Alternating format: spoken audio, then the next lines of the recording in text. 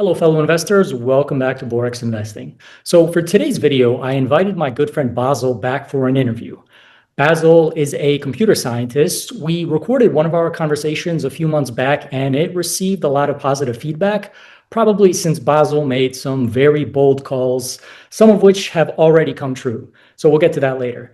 But for me, it's important to listen to as many viewpoints as possible from investors with a history of success. And Basil is one of the most successful investors I know.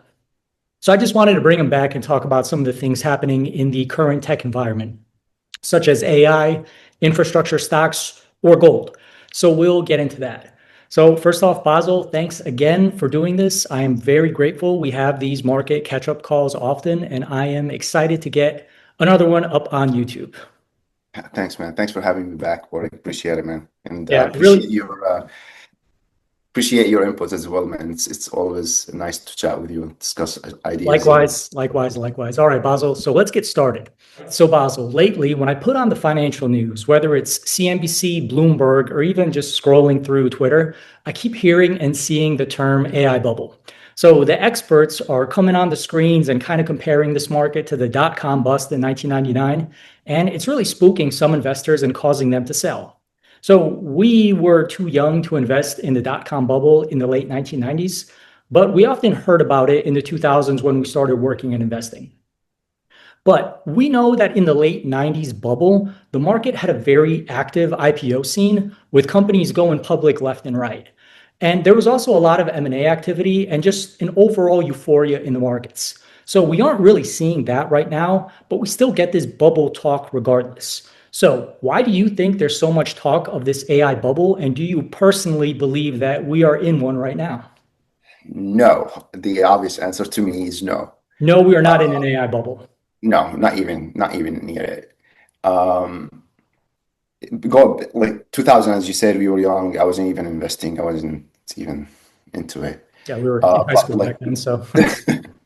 Yeah, reading some history or some evaluation metrics, then I believe the Nasdaq crashed 85% during the 2000s. But also reading some of the metrics is they were planning to put installation for fiber across the earth like 50 times. So like the infrastructure then was for the internet. Hey, what we need to do, they literally like put in fiber optics, for example, like across all the United States, and that fiber optics would have lasted the whole earth like 50 times. Okay. Valuation was anything that's .com, just throw like the random valuation, it just goes to the roof. Cisco at the time, I believe, had 200 forward multiple earnings. 200. Yeah, that's like that's extreme. That's too much. And that's Cisco. It's like a good company, legit, like it's been in the market for a while. They had history. But at that time, any firm or any IPOs, any companies going IPOs, it was just given a massive amount of multiples. Yeah. It was just based on ideas. That wasn't fruitful. Yeah. I think one I remember was pets.com, right? Where pets.com was supposed to be a competitor to Petco, but I think when they IPO'd something, I don't remember the details, but it was like the market cap was already like 10 times that of like their main competitor, which was, absolutely absurd because they didn't have revenues. It was just all speculation. So yes, revenue. This is the buzzword, Borex. It was all on futuristic dreams, futuristic investments, but there wasn't any real solid revenue. There wasn't any revenue to back it up, to back that investment. It was strictly on, hey, here's some cash, here's some investment. Go do what you want to do. Go do the foundation that you wanted to build, and we pay for all this much. The companies weren't having any revenue. There wasn't any revenue associated with that investment. And now? Now, you look at NVIDIA and you say, wow, they're $100 billion revenue. They're profitable. You look at Meta, they're in the 50, but like I can't remember, like I don't know the exact numbers, but they're revenue positive. Google, massive. Palantir, with 3-4 years ago, look at it, it's cash flow positive. Like they're positive, right? So all this investments coming out of their own pocket, as out of their Yeah. own investment, which is from real revenue, not from revenue that's coming supposedly to come in the future. So they're investing their own money there, and this is what you want for any industry is yeah, reuse that money to reinvest and reinvest and reinvest. So if you're reinvesting over and over and over and over, this is the cycle of what you're supposed to do as a company, always evolving, right? Valuation of Nvidia right now is at 26 forward multiples, I think. Comparing to Cisco, then it's 200. That's Yeah. absurd, right? And Nvidia right now currently is what? The cheapest, actually, comparing to value-wise, the cheapest since it's ever been. So no. And you will find some companies that went like 10, 15, 20 times that they're associated to AI, but you can't judge a whole industry based on that. Yeah. So, but why do you think that now we have so much of this? Is it just because AI is such a buzzword and people relate like the late 90s where everyone was trying to go online and now everyone is trying to adopt AI? So is that why everyone's like, oh, Yes. we're in a bubble? That's Yes, it? yes. That's Remember, literally, is that remember when literally it? crypto? Or- Yeah, yeah, yeah. Remember when crypto came into like the big scene and people started getting the buzz? I think it was yeah. Like, Bitcoin was around ten thousand was it dollars or something like this, and 2017 or so? yeah, Like, yeah. And companies, then everybody was like anything associated to crypto, yeah. It was, hysteria, yeah. hysteria, Yeah. right? There was earnings calls had a lot of references to blockchain. Blockchain was like the Exactly. new buzzword. Uh, Yes, and those, and if you notice, those came crashing. of course. And Yeah. it made sense because I mean there wasn't any revenue associated to this any of those multiples. It was just paying on a futuristic dreams that, but there wasn't any real revenue for those Mhm. companies. So yeah, I that scenarios, those cases, and it was still isolated. It wasn't Yeah. the whole market. Isolation. Okay. So we don't have a general AI bubble because big tech earnings, you said, are positive, they're growing. How about micro bubbles? Because I feel like nobody's really talking about micro bubbles, but I see this, maybe with the altcoins and specifically with quantum stocks. I mean, most tech experts agree that we're kind of like at least 10 years away from quantum computing. So to see stocks like, I don't know if you're paying attention to Rigetti, it comes up on my list every once in a while. And it just recently had a big kind of correction, but it was really pumping. And that was just, it was kind of wild for me to see because these are companies that don't have any revenue, but it's just like quantum became a buzzword. So investors just started flocking into quantum stocks. And I think, what's your take on micro bubbles? It's real. It's It's real. happening. Yeah, Yeah. and it's what's really having to kind of carry on with that theme of AI bubble because there are some of those small pockets. One of Yeah. them is the private equity, which Yeah. like if you noticed this past week, it was a lot of manipulate a lot of like not like a lot of shitty shit. Speculation? Yes, right. And it caused like some because we're all in the same ecosystem. So we're all in the same like although this whole capital, the whole thing is in all one ecosystem. So if you look at financials, it dropped a little bit scary, but it was just because it's scared because of that micro bubble. You'll find this bubble in a lot of small like a lot of pockets where okay, this company does GPUs and it's associated to AI. So anything associated to GPUs should Yeah. move like 10 times, 15 times, but they don't have any solid revenue, any Yeah. proof, Yeah. track record. None of that is happening. So it's like, wait, no, it's not. Those micro bubble. Yeah, I totally get it. Yes, 100%. But big tech is pretty safe because of their big revenues. I mean, there might be one of the like talking about an AI micro bubble. I don't know if you saw there was this kind of trend a few months back. I want to say like half a year ago, where there a bunch of AI wrappers, right? So these were companies that were pretty much just taking OpenAI and then wrapping it into a new product like ChatGPT and then selling it as something else. Like one of them was Harvey, that was all based on like ChatGPT just for legal documents, legal reviews, paralegal analysis, and like they received like a crazy valuation of I think a few $1 billion, and it's like how is this possible if this is literally just OpenAI enterprise sending data via tokens to a separate website?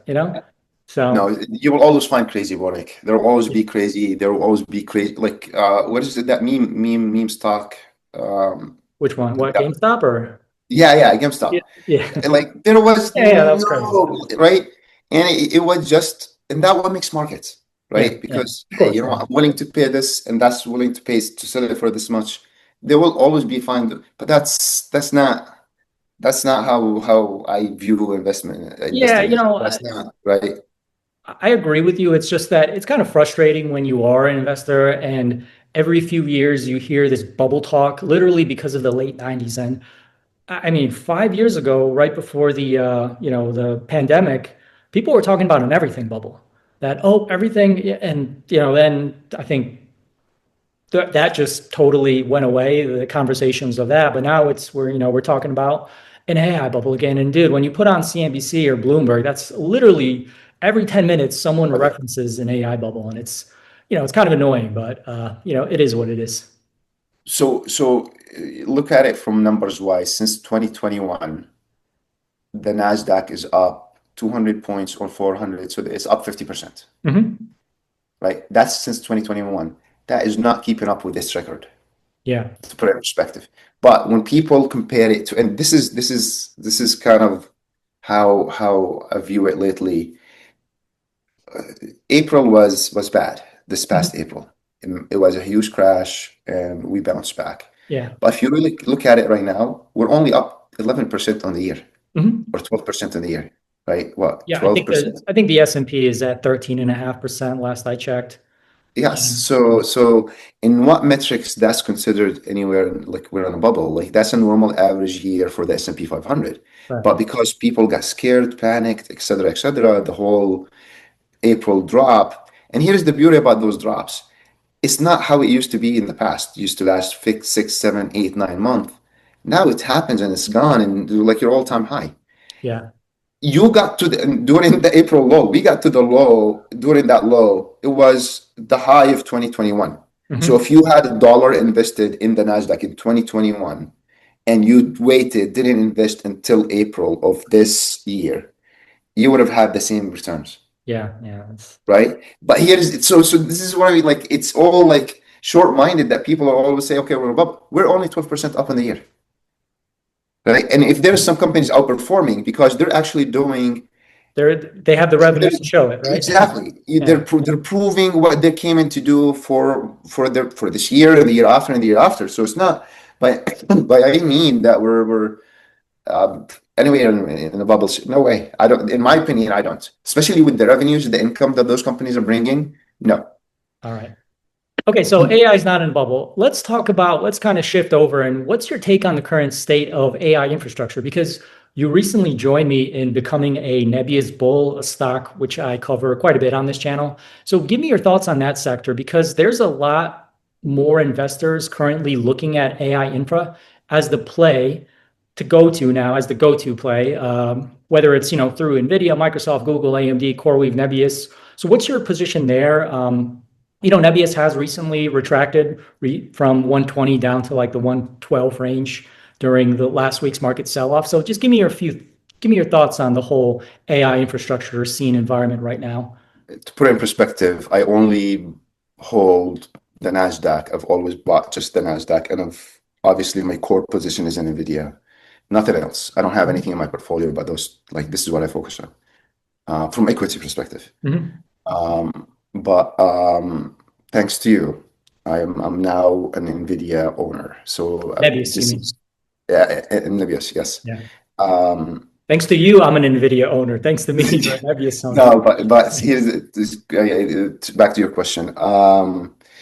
The reason I always believe in the infrastructure, because it's always going to be needed regardless of the use case. So regardless of what you're trying to build, you're going to need to always have that infrastructure. And if you are the A player on that field, you're always going to be ahead of the game because you're always going to build the better infrastructure. You're always going to be on top of everything.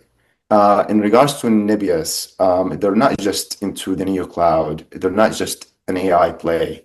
The way I look at them, if you look at Micron, they are the storage for almost all the NVIDIA chips. They are plug in and play within the NVIDIA ecosystem. And that's what NBIS is trying to be. They're trying to be where they are a full stack into that cloud infrastructure. Mhm. So they're not just, hey, we could plug in the GPUs into our new cloud, and hey, you could use our Micron CPU. No, they're trying to put it all in one full stack. So as an engineer or as a company or as a user of that new cloud, their services, you're now coupled with a full stack of services that comes with them. Yeah. And that's the play I'm going for. This is why I like initially I was like, okay, not interested, not interested. But once I got to read more about it and got to know exactly what they do and the way they run their infrastructure, the way Mhm. they're trying to build for the future, I really believe they will be a solid player within the field. Yeah. Micron right now, it's valued, sorry, but Micron is valued right now, I believe, at $220 billion. Mhm. And their affiliation with that valuation is they are the cloud number one cloud air player storage. Mhm. So they provide storage for all the AI consumers. Now, if you bring a player who is giving you a full stack that on top of it is giving you all of that GPU processing, I don't see why would you as a company would want to go use Micron versus Mhm. not switching to Nebius and right away. So that's just one of the attractive things about Nebius besides the valuation as well. Yeah. So in my opinion, going always behind a basket is always better for me. That's when I was in the Nasdaq. But if you have a full conviction over behind something, it's okay to worth a shot. It's okay to Mhm. take a shot and take a leap of faith. I believe that this could be right now, and it's not a projection. This is not me giving price targets. Micron's valuation is where I believe Nebius should be or higher, So which that is would around make it's 200. about 10x potential from here. Yes, around 10x potential, and Wow. that's not me underestimating, like not overestimating. That's really underestimating because I'm just evaluating it as an average player or above average player within the field that Micron plays in, and giving it the same valuation that they are providing the same services on top of neoclouds. So uh, it's a pure play that I believe it's going to give a huge return.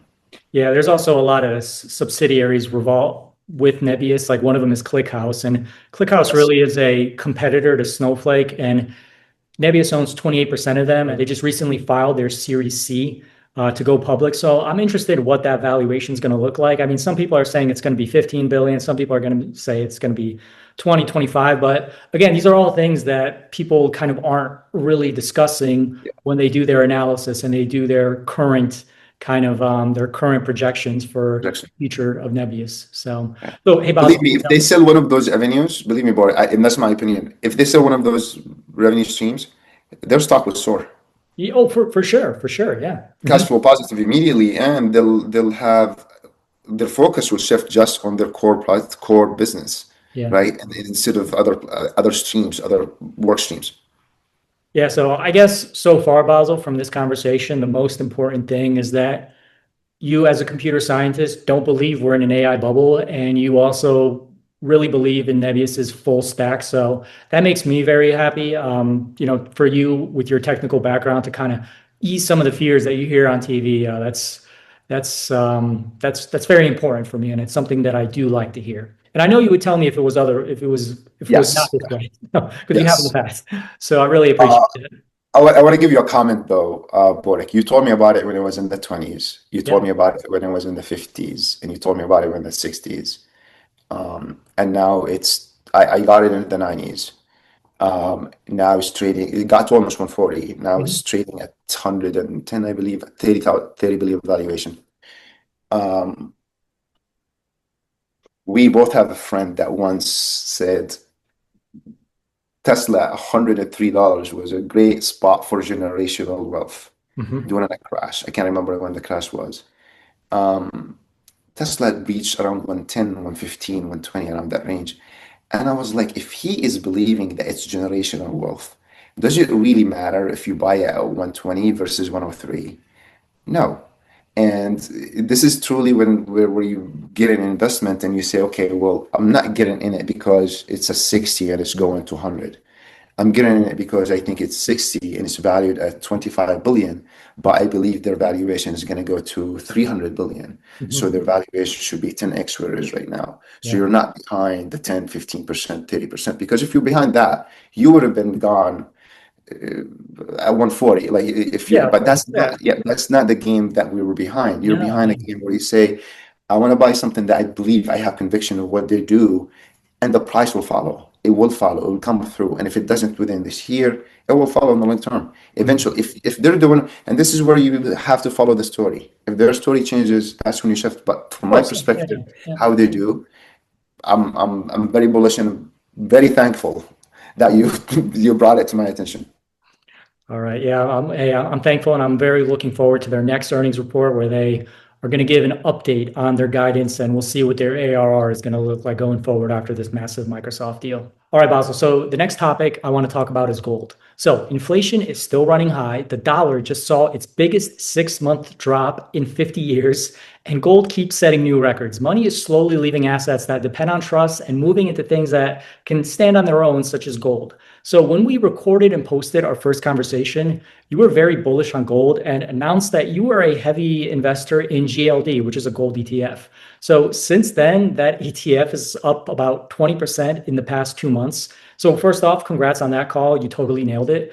But does this get you worried at all? I mean, historically, when gold rallies, it usually means that something is about to pop off, geopolitically at least. So are you still as bullish on gold as you were before, or is it time to cash in? Because I heard something on TV the other day and it really just kind of irked me. Someone on Bloomberg said that gold is the new Bitcoin. Hmm. Yeah. Um, I'm still the same weighting, but obviously changed from the past since that 20% appreciation. So it became almost at 26 now. But I I start mean, it rolling became my 26% of your portfolio. yes, but Yeah. I start rolling a lot of cover call, and this is a different topic, but I rolled a lot of cover calls, squeezing my gains within gold. No, I believe gold's still gonna go higher and it's still going to go much higher in next year. Central banks across the whole world is easing, Mhm. reducing interest rates. They're not even considering inflation anymore. They're just easing money. They're just printing money. The gold just when it got to 3,600, I believe, or 3,400, 30, around 3,400, adjusted price became kept with inflation from 1999, I believe. So it's been, if I want to say, okay, your money is in gold, you weren't making relative money until literally when it got to 3,600. Yeah. So in valuation wise, gold in historical value, it's just now kept up with inflation. Inflation. See, I'm not saying inflation of the dollars, how, right? So now it's breaking out and it's going higher. I believe that it is going to go much, much higher. And the valuation, if it go lower, the investors are going to jump in right away. Mhm. They're not going to let go of their gold. Right now, central banks are buying it hardcore, like hard bricks of gold, Yeah, they are. and Yeah. they're buying it as the actual ETFs. So they're actually having reserves in gold, and they're actually buying it as digital gold. So it's exponent. In my opinion, it's going to go much higher Yeah. in the range of 5,000 to 5,500 in 2026. 5,526. Okay. Yes. I would have called, if you made that call a month ago, I would say you're absolutely insane. But since gold went from 3,000 to 4,000, just like that, why not? What's stopping it? I mean, I guess the scary thing is when you do look at the like 40-year chart on gold, it's not that attractive. Like No. I think from 1980 to 2000, Yes. it was just like Got declining it. flat, not That's what bad. I'm exactly. That's what I'm telling you. Yeah, yeah, yeah. Governments back then kind of had a different policy when it came to dealing with their debt. Like for instance, in the United States, Clinton was very good with managing the national debt and kind of bringing it down and creating a surplus.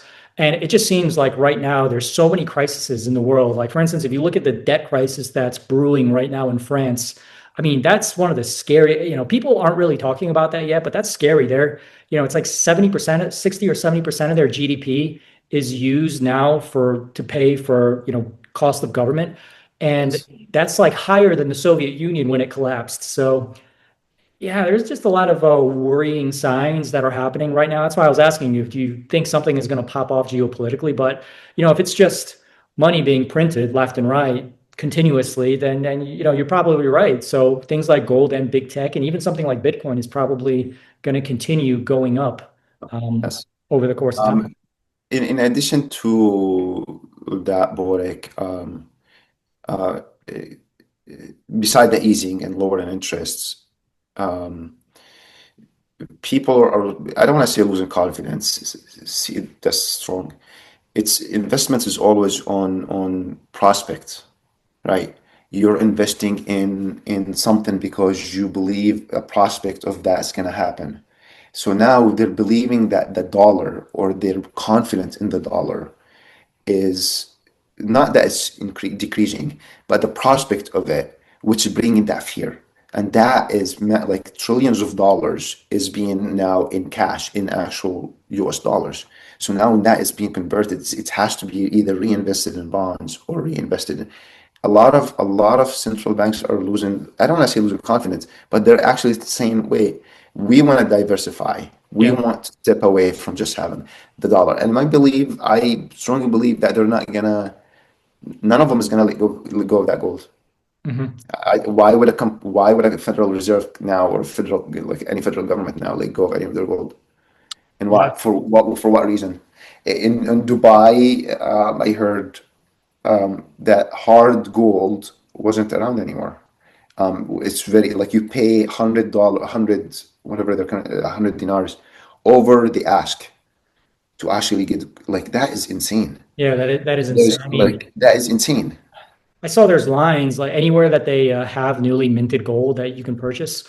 There's pretty much lines out the door to get it. And you're in the U.S., so you used to be able to get it at Costco. Can you still get it over there, or is it like totally sold I out? haven't checked. I haven't checked, to be honest with you, but I believe you still can. Yeah, that's it's interesting because right now, I mean, I don't want to say gold isn't a bubble, but when you look at that chart, it does look kind of bubbly. But then Mhm. again, when you look at the situation behind it and why people are purchasing gold, and the actions of governments around the world, and kind of just the mounting debt where governments are having a hard time to pay the interest on their debt, it makes Exactly. sense. It makes sense. So gold, Bitcoin, or even I think big tech is a good currency debasement play, because that's what it all comes down to. It's our money is being devalued, and people are getting excited that, oh, my portfolio is up 20, 30%, and then they go and get gas, or they go and they buy milk or eggs, and they're paying a lot more than they were 5 years ago. And that's it's not fun. Nobody likes that. True. And here's the thing, Borik. At the end of the day, it's your money, and Yeah. your money you're going to put it in either cash, invest. Let's say your investment style is the S&P 500, and you compare it to the gold. Cash, it's definitely losing. It's just state Yeah. cash, Cash is right? trash. Yes. S&P 500 was giving you 12%. Gold doesn't give you a return, but it's appreciating value. If you look like at the whole chart between gold and the S&P 500, they're almost identical. Yeah, They're it's literally very almost interesting. identical, Yeah. right? But there is times that the gold just stays static, stays static, stays Mhm. static, stays static, and then just it pops. It just go for whatever reason, it's just going hysteria. And now it's one of those times. But this time is strongly believed that the demand on it is unreal, that it's never been like it. Yeah. And even if it crashes, where it gonna go? Yeah. Even if it 3,000? goes back to 3,500, then people are still, Exactly, still because in. they're gonna say like this is my safe haven regardless. So Yeah. even if, Yeah. like, Yeah. I believe it's gonna go to 5,000. I really believe it's gonna go between Yeah. five It to five could. Yep. fifty-five, right? But then it crashes. Okay, where is it gonna go? Yeah. 3,000, 3,500, You're still up right? there. You're still, it's still going to be worth more than it was, 5 years ago. Exactly. Yeah. Yes, yes, Yeah. yes. All right, Basil. So you are still bullish on gold. That's good to hear. That's comforting to hear, because there is a lot of there's a thesis for it, and I do agree with your thesis. All right.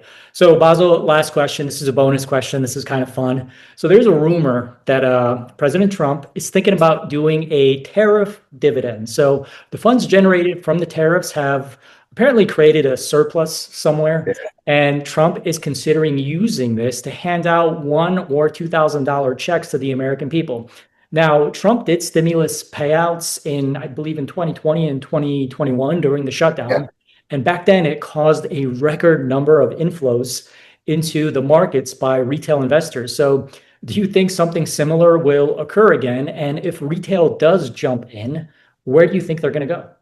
Like, what are they going to invest in? But a lot of them will invest. Okay, number one, if it does happen, that's good for the people, good for them. But it's gonna light the market.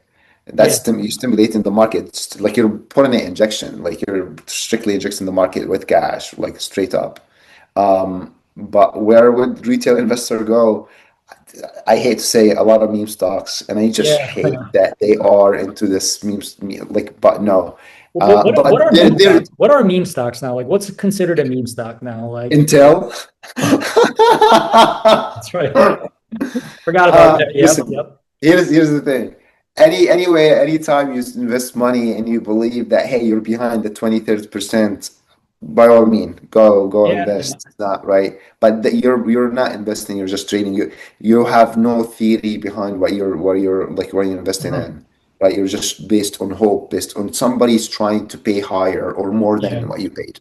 That's it. Greater fool theory that hopefully you can Exactly. unload this Yes. on Yes. someone else in the future. Yep. Yes. Yeah. I mean, I don't know if it's a lot of people are worried it's going to cause some of the craziness that we saw in 2020 or in 2021. But remember, like back then, also Trump had those PPI loans where he was giving businesses like I think $100,000 or Yeah. I don't remember what it was, and that kind of made the like just this everything the price of everything go up, whether it was real estate or people were opening up like watch businesses and luxury rental car services. So I don't think we're going to see that. I mean, I hope we don't see that right now because that would be totally reckless spending. But if it's just a stimulus of $1 or $2,000, for some reason, I don't think it's going to have that effect on the market because I think people are struggling around the world with high costs, so they're probably going to use it to hopefully pay off some of their credit card debt or some of the maybe catch up on some of the things. But I mean, again, you never know. You never know because people are odd, and when you give them money for free, they tend to do crazy things with it. So Yes. Yes, yeah. it stimulates the economy, stimulates everything. Yeah, But I don't believe it will bring any inflation to the table because this is one time fix. It's yeah. not. It's not continuing. It's not like, hey, open loans, open books. No, I believe it will be just one time. So it won't be. It won't bring any inflation to the table. That's my opinion. But Yeah, maybe he'll do it twice, once this year and then once before the midterm election, elections. Make yes. sure to sign his name on it so everybody knows who's paying But him. here's the thing about the whole investment and bubbles and what have you. What's changed in my opinion from 2000 and now, and I wasn't trading during that time, but what changed is the speed of how things move, Mhm. right? So then 2008 when it happened, it was a bad crash. It was really bad. In like Yeah, 2008, we went down what 40%. We went down as much in April, but it only lasted a month. yeah. Yeah, a lot of people Why will did it? say, Yeah, yeah, a lot of people will say man-made and et cetera, et cetera, et cetera. Still, that's a crash. yeah, I mean, that's a bear market. That's a crash. It does a reset. It resets everything, then it goes all over. A year ago, if you remember, 2008, around July mhm. 2023, like we had a bad drop. It lasted what, a month, 2 months? Yeah, It didn't yeah. even last. It just bounced back up. COVID, we crashed 33%, 40, I don't know which percentages, Yeah, it was about bounced back 30%, and up, then big tech went right up. right? The only thing that matters is if you believe you are investing in the right company and they have a solid plan and they actually have good management and they're doing Mhm. what they're supposed to do in an area that you believe is growing, in an area that you believe it's not just, hey, they have good management, et cetera, but that area is not growing. If the area is growing, then nothing to worry about. Cycles happens. You don't need to pay attention. Just close your eyes and just buy whatever, but like a good company that you believe in. But if you're more savvy, you could take advantage of those drops. For That sure. what they call people like, those bubbles or these AI bubbles, what have you.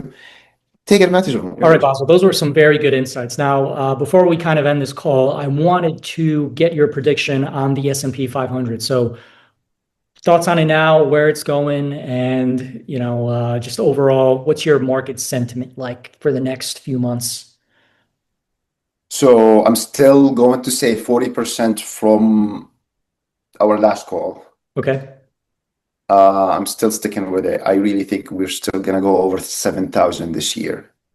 I Um, mean, you think so? You think we're going to hit 7,000 before year end? yes, before Okay. year, yes. I mean, that's 4 or 5% from here. That's Yeah, not yeah. far, That's not right? that's not crazy. And I really believe we're gonna go much higher after, but we may reset, and that's healthy. Mhm. Like if we reset, and it could be a bad reset, it could be a mild reset, but I really believe we're gonna hit 7,000 or higher, and we will hit reset, and from there we will definitely take off.